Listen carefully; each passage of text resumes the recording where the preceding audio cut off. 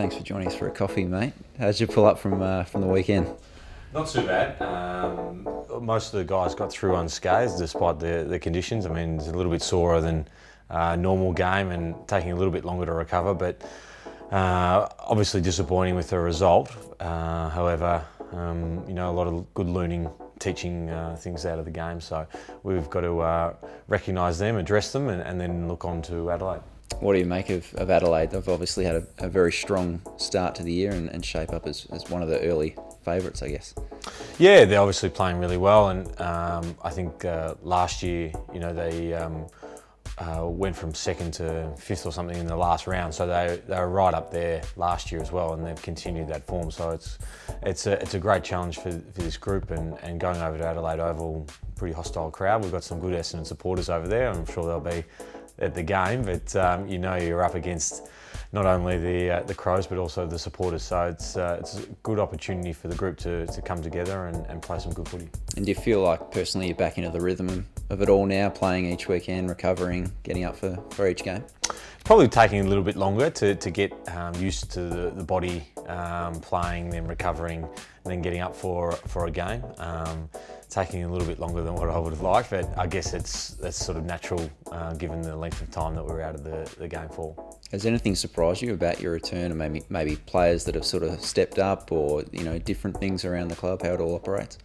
I think having some of the guys play the minutes that they played last year, and the form that they've shown early on, and a lot of these guys we haven't played with before, so building that continuity with them. But it's been pleasing to see Waller and Raz, Langers and Darcy, and a few of the young guys who are playing really well, and also guys that came to the club last year that we didn't get an opportunity to play with. So Matty Leuenberger played his first game. Obviously Cal, who'd been at the Cats of their successful period, and so it's been almost sort of 50% of the team you haven't played with before. So building that chemistry, but it's been pleasing to see the advances those guys have made.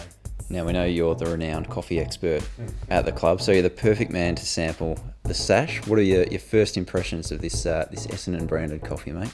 Yeah, no, they've done a good job. They've done an excellent job. It's I would consider myself a bit of a coffee snob, so it's they've put out a nice batch so far. What do you roll with when you're ordering coffee? I'm more of a soy cap man, actually, but I can chop and change depending on the mood at the time.